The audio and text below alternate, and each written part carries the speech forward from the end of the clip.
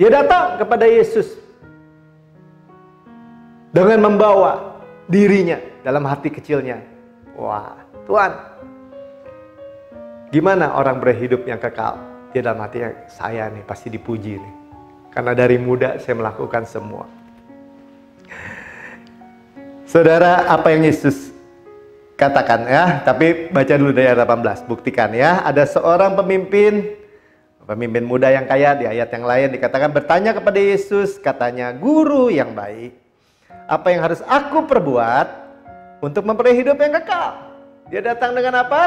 Dengan perbuatannya. Ya, saudara catat aja dulu. Kalau saudara dan saya datang kepada Yesus dengan perbuatan kita, masih ada satu yang kurang lagi akan ditemukan. Saudara ya, dengan kesombongan dalam mentaati hukum Taurat. Ya, mestinya kan jawabnya gini, "Oh, percaya kepadaku, maka kamu akan beroleh hidup yang kekal." Mestinya Yesus jawab gitu ya. Kenapa Yesus gak jawab seperti itu? Karena Yesus tahu hati, kedalaman hati semua orang. Dia datang dengan kesombongan. Ya, dengan keangkuhan. Dengan membual seperti orang Israel. Ko aser deber Adonai, ne aseh. Apa tuh Pak? Segala yang kau perintahkan, pasti kami dapat lakukan. Dan pasti kami dapat kerjakan. Jangan perhitungkan akan kebaikan dan kesetiaanmu saja untuk memberkati kami Tuhan. Tapi perhitungkan dengan kebenaran dan ketaatan kami mengikuti hukum-hukum-Mu. Jadi kami bersedia dihukum kalau salah. Dan diberkati kalau benar. Datang seperti itu kesombongan saudara. Ya, dan Yesus memberikan hukum Taurat Musa kepada dia. Ayat 21, kata orang itu, ya Yesus sudah bilang, ya saya lompat aja ya, sudah baca ayat sebelumnya. Ya, Tuhan Yesus bilang, apa yang tertulis dalam hukum Taurat? Jangan membunuh, jangan mencuri, jangan berzina, jangan ini. Oh, semua saya sudah lakukan Tuhan. Nah, ya, ayat 21 orang itu bilang ini. Kata orang itu, semuanya itu telah kuturuti sejak masa mudaku. Padahal, ya, Yesus sekali lagi mengembalikan hukum Taurat kepada standar aslinya. Sama-sama katakan standar aslinya. Amin. Ya, Yesus mengembalikan pada standar aslinya. Orang Farisi, ahli Taurat, orang-orang agamawi, bahkan mafia-mafia agamawi saat ini mengembalikan jemaat, orang termasuk dirinya kembali kepada hukum Taurat dan diturunkan standarnya. Dipisah-pisah, hukum moral, hukum seremonial. Yang ini enggak, yang ini berlaku. Enggak, saudara, komposit, kesatuan komposit hukum Taurat. Enggak bisa dipisah-pisahkan. Yesus mengembalikan. Sudah jelas di Alkitab. Kalau sudah baca di dalam Matius 5, ya, Tuhan Yesus bicara kepada orang-orang Yahudi, pada ahli Taurat, orang Farisi, dia mengembalikan hukum Taurat pada standar aslinya. Sama-sama katakan standar aslinya.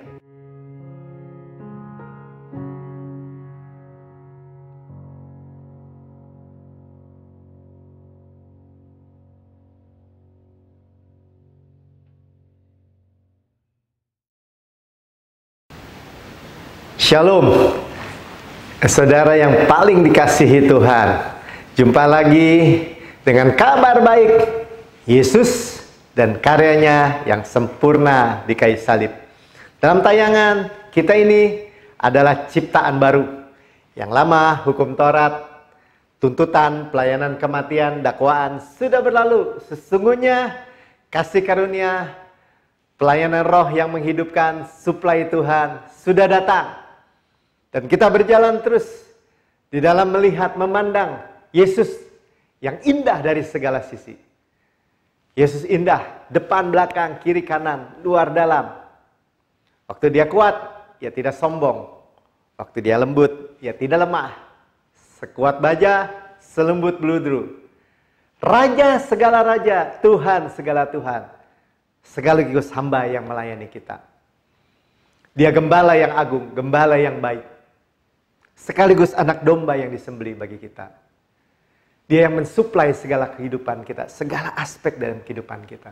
Sekaligus ia roti hidup bagi kita. Roti hidup yang turun dari surga, mana surgawi yang kita makan. Dan saudara, ketika kita mendengar firman Tuhan, kabar baik ini, di dalam pikiran kita terjadi metanoia. Terjadi perubahan cara berpikir. Saudara tinggal terima. Dan saudara, di dalam kehidupan saudara, dalam hati saudara, ketika saudara memandang karyanya, memandang salib Yesus, hati kita kembali kepada kasih karunia Allah. Dan itu luar biasa. Hanya mendengar dan mendengar dan mendengar lagi. Karena kita tahu ini semua tentang motivasi hati. Ya, kita tidak mau lagi hidup di bawah penghukuman, dead works, pekerjaan sia-sia. Misalnya berdoa supaya apa? Supaya dibenarkan. Tidak, kita berdoa karena kita tahu bahwa kita sudah dibenarkan. Dan Tuhan Bapa mengasihi kita dan mewariskan segalanya kepada kita bersama-sama dengan Tuhan Yesus. Kita membaca Alkitab kita bukan karena kita takut dihukum atau supaya dibenarkan, supaya layak. Tidak, tetapi kita membaca Alkitab kita karena kita sekali lagi sudah dibenarkan. Kita membaca surat cinta Tuhan, foto album Yesus. Dan kita menikmati semua janji-janji Tuhan. Amin. Pewahyuan yang baru, harta karun kita. Ya, kita nggak mau lagi, udah sadar, tidak mau lagi menepis kasih karunia Tuhan, kebaikan Tuhan yang adalah efektif menstop kasih karunia dan mengonkan hukum Taurat. Saudara tidak akan sanggup melakukan hukum Taurat. Saya tidak akan sanggup. Yang aja hanyalah penghukuman dan penghukuman, kematian dan kematian, pelayanan kematian. Sekarang saudara dan saya mungkin akan mengerti kenapa orang Kristen tidak begitu beda dengan orang-orang dunia. Orang dunia kena wabah, orang Kristen juga kena wabah. Orang dunia kecelakaan, orang Kristen juga kecelakaan. Orang dunia mati muda, orang Kristen juga mati muda. Orang Kristen bercerai, hancur keluarganya, orang dunia juga sama. Atau terbalik. Ya seperti itu. Nggak ada bedanya. Kenapa saudara? Karena kita tidak berani berdiri teguh di bawah kasih karunia yang 100%, yang murni. Dan sekarang hari-hari ini Tuhan sedang mengembalikan Injil, kabar baik, kasih karunia yang sepenuhnya, yang sejati kepada tubuh Kristus. Hari-hari ini begitu banyak orang berbalik kepada kasih karunia Allah. Kembali, ya, karena rahmatnya baru setiap pagi. Kasih karunia baru setiap pagi. Besar kasih setianya. Baru setiap pagi. Saudara bisa efektif menstop, mengharapkan kebenaran diri saudara dari hukum Taurat. Yang menstop iman. Janji jadi batal. Yesus tidak berefek. Itu kita tidak mau lagi. Berhenti saudara. Hanya berbalik kepada kasih karunia Tuhan. Saya hanya memandang Yesus dan karyanya yang sempurna. Yang begitu indah, yang begitu ajaib. Saudara, jangan membual. Menyombongkan diri. Ayo, bertobat.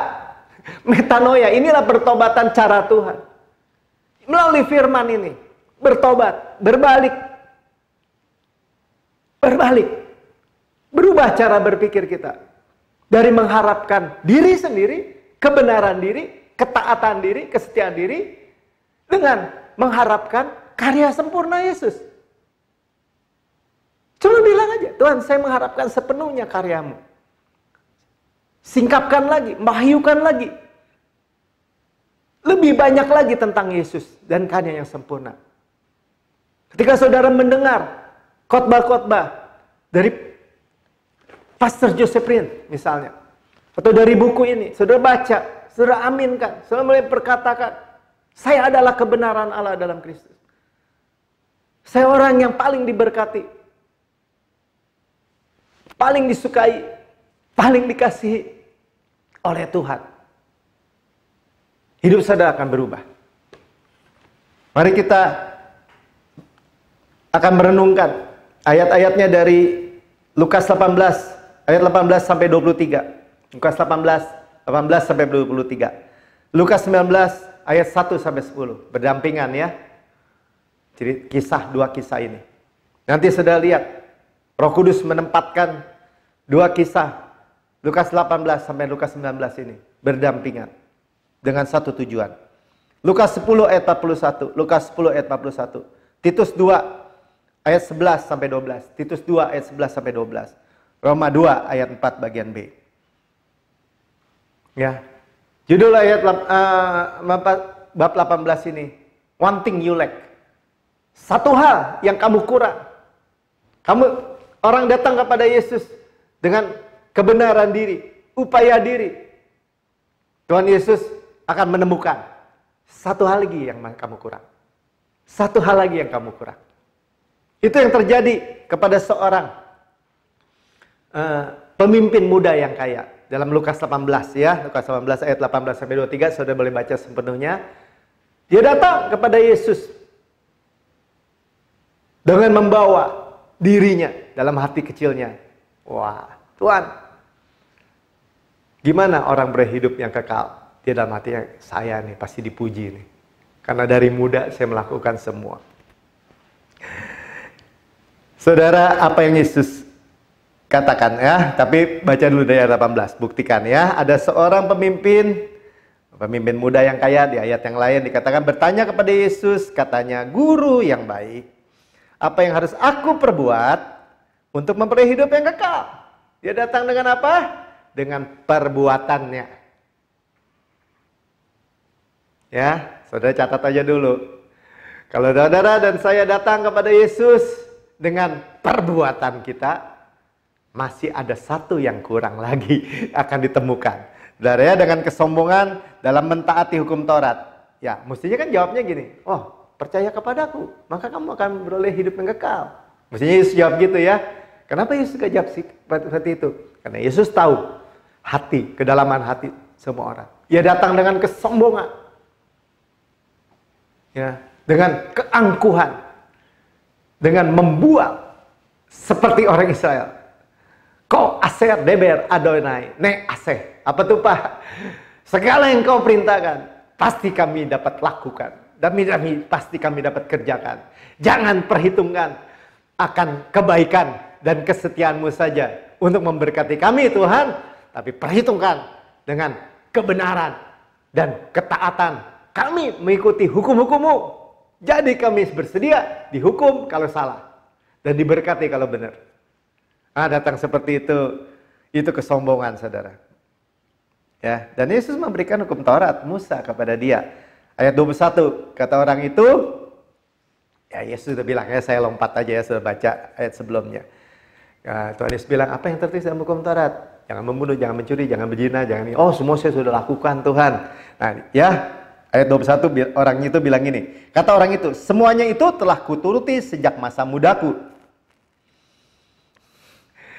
Padahal ya Yesus sekali lagi mengembalikan hukum Taurat kepada standar aslinya. Sama-sama katakan standar aslinya. Amin.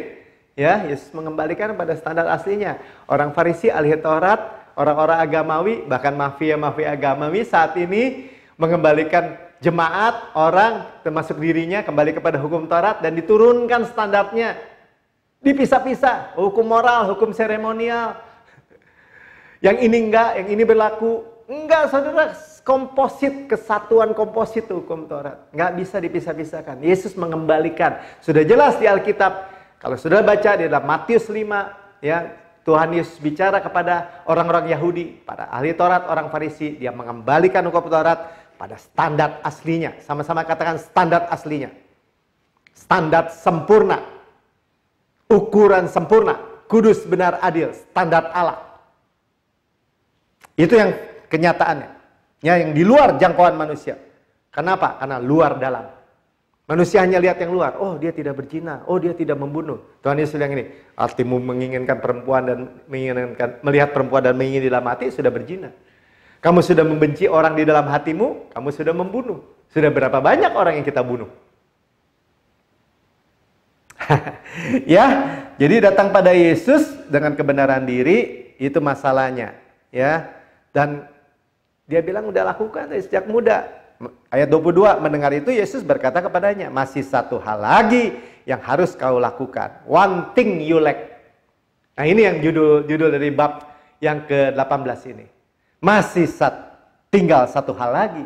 Masih ada satu hal lagi. Nanti kalau dia bilang, udah Pak, masih ada satu hal lagi yang harus kau lakukan. One thing you lack. Jualah segala yang kau miliki dan bagi-bagikanlah itu kepada orang-orang miskin, dan engkau akan beroleh harta di sorga, dan kemudian datanglah kemari dan ikutlah aku.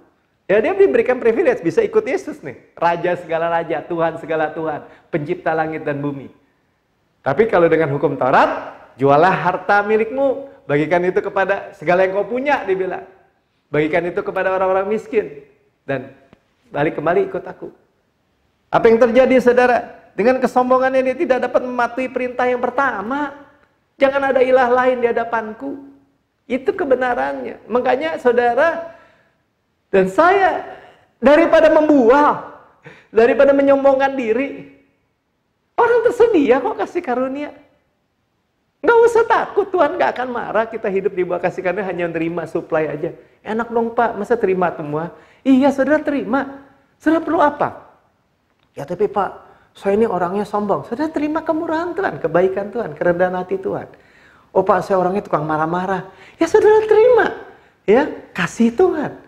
Penuhi Tuhan dengan kasih-Mu. Saudara akan meluap dengan kasih.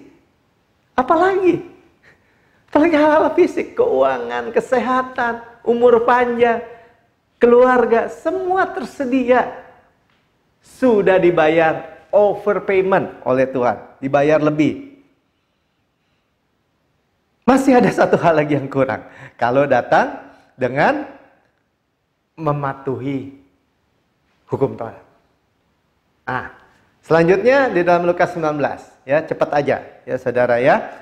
Ini cerita orang kaya juga, namanya Sakius. Sakius itu terkenal apa? Pemungut cukai kaya. Korap juga ya. Di Jericho, Tuhan lewat Jericho, orang berbondong-bondong, Sakius mau lihat Yesus. Dia kejar lebih depan untuk naik pohon ara dan dia mau melihat Yesus. Lain nih. Kenapa tadi orang pemuda, pemimpin muda yang kaya, keren, masih muda, ini Sakius dibandingkannya. Pendek, mungkin buruk, jelek, ya karena pendek mungkin ya, nggak begitu ganteng dong ya, mungkin ya. Tetapi dia itu kaya juga. Dia pemungut cukai yang korup, tetapi dia hanya memandang Yesus. Saudara, sekali lagi, begitu mudahnya kasih karunia. Mau nggak kita mengalihkan mata kita daripada mengharapkan hukum Taurat, memandang hukum Taurat, memandang diri kita sendiri, apa yang dikatakan orang tentang diri kita, memandang ke situ dengan berbalik memandang Yesus dan karyanya. Oh, begitu mudah ya. Saudara, semua orang, anak kecil pun bisa memandang Yesus, melihat aja Yesus dan karyanya. Pak, jangan bikin mudah, Pak. Emang segitu mudahnya. Dan Tuhan menyediakan jebakan berkat. Ketika Lazarus hanya memandang Yesus naik pohon ara, tiba-tiba Tuhan mengundangkan dirinya sendiri untuk tinggal di rumah Sakius. Hebat ya. Ayat 4, maka berlarilah ia mendahului orang banyak lalu memanjat pohon ara untuk melihat Yesus yang lewat di situ. Yesus mengundangkan diri untuk tinggal di rumahnya, ya, dan kasih karunia membuka hati Sakius.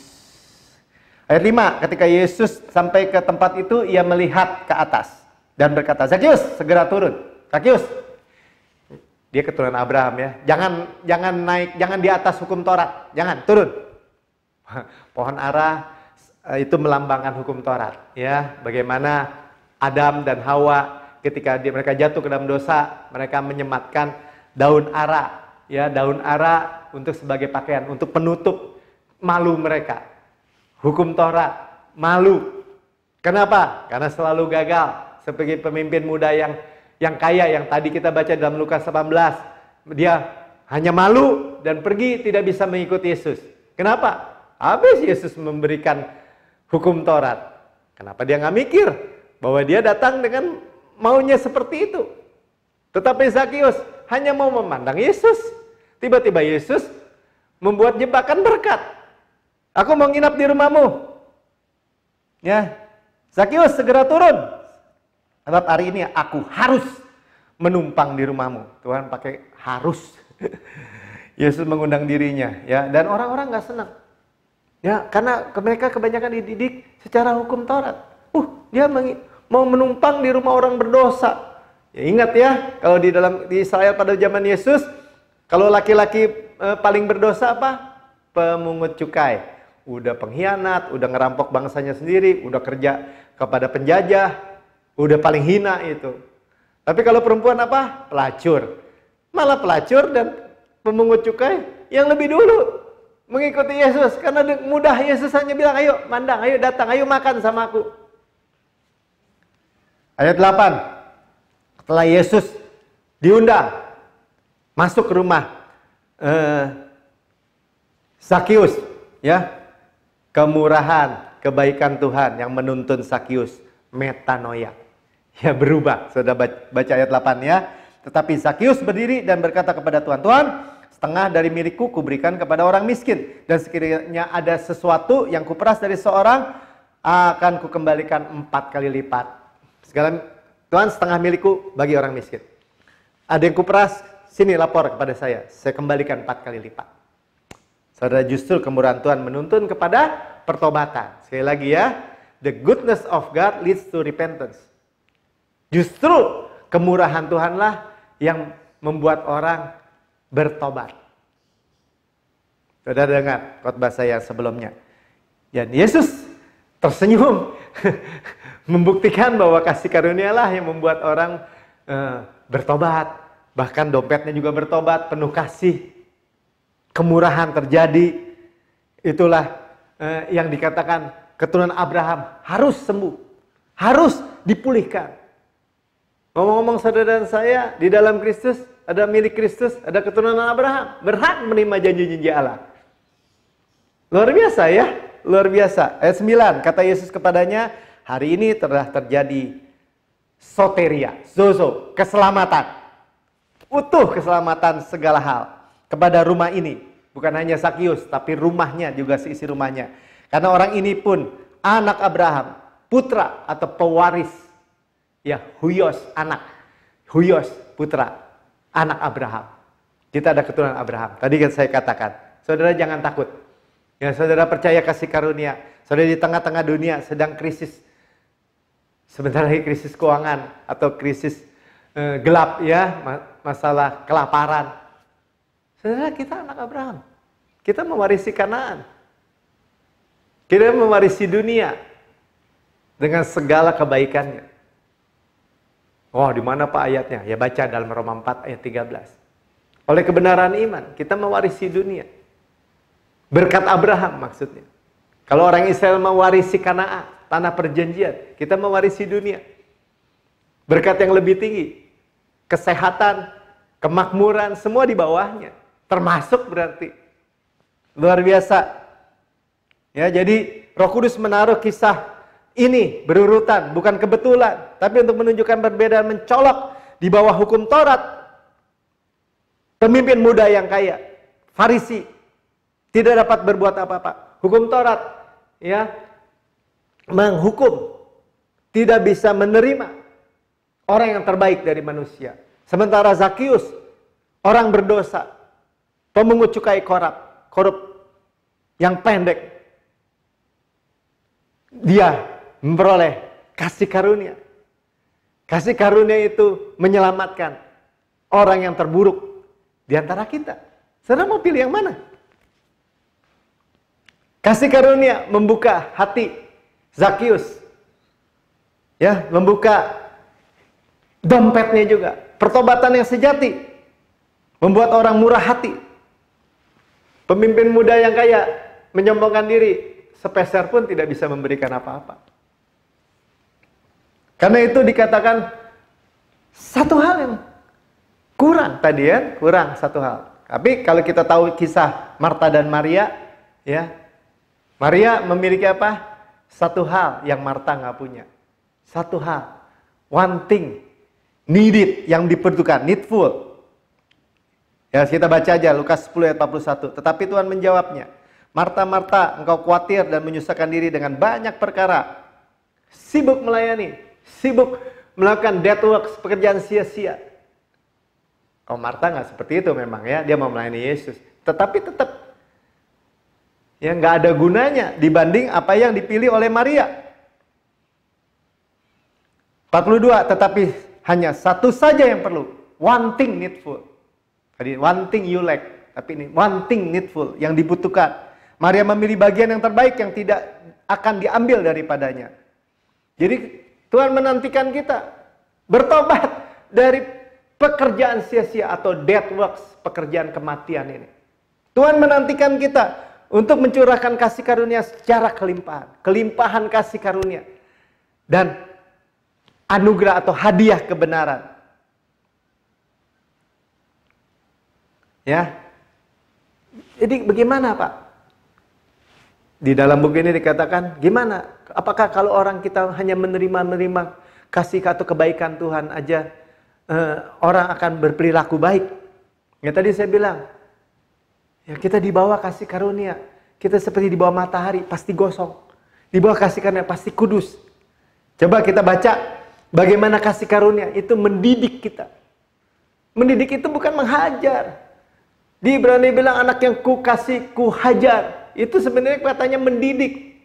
Paudieo, bahasa Yunaninya. Mendidik, teach, diajar. Seperti di dalam Titus 2 ayat 11 ini. Karena kasih karunia Allah yang menyelamatkan semua manusia sudah nyata. Kasih karunia Allah itu sudah nyata, real. Ya bukan hayalan, bukan isapan jempol. Buat Tuhan supply semua. Tuhan berikan Yesus bagi kita. Yang tidak menyayangkan anaknya sendiri bagi kita. Bagaimana mungkin ia tidak memberikan segala sesuatu cuma-cuma kepada kita bersama-sama dengan Tuhan Yesus. Itu real, nyata. Kenapa milih yang dihukum? 12, ia mendidik. Tuh ya, paideo. Teaching. Kita supaya kita meninggalkan kefasikan. Ya, jadi jangan takut, kasih karunia itu mendidik orang Kristen, termasuk saya. Atau saya punya anak-anak. Dia dididik dengan apa? Meninggalkan kefasikan, denying ungodliness, ya, menolak ketidaksalehan. Jadi dalam keluar, tenang. Dan keinginan-keinginan duniawi atau worldly lust, nafsu duniawi. Saudara terikat oleh nafsu duniawi, perzinahan, percabulan. Terima kasih karunia. Karena kasih karunia itu mendidik dari dalam keluar. Gimana Pak caranya Pak? Disuplai. Pikiran Kristus, perasaan Kristus, hikmat Allah, kasih Bapa. Masih banyak lagi nih, perjalanan banyak. Tidak dihukum. Dan supaya kita hidup bijaksana dan adil beribadah. Life soberly, righteously, and godly. Ya, apa itu? Hidup tenang, benar, dan saleh tadi ya. Kalau itu hidup bijaksana, adil, dan beribadah. Tenang. Karena bijaksana, adil, benar, ya, saleh di dalam dunia sekarang ini. Kasih karunialah harapan. Saudara bisa hidup bijaksana, tenang, saleh, kudus. Kenapa?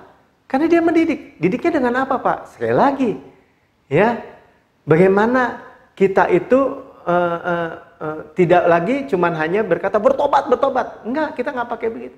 Tetapi firman Tuhan katakan bagaimana Tuhan mendidik kita Pak. Segala firman yang diilhamkan Allah, yaitu firman Tuhan, memang bermanfaat untuk mengajar, untuk menyatakan salah, untuk memperbaiki kelakuan dan mendidik kita dalam kebenaran. Pauideo ada di situ. Mendidik kita dalam kebenaran. Melalui firman. Tuhan mengajar kita. Tuhan menegur kita mungkin. Kenapa ditegur Pak? Iya, ketika firman disampaikan.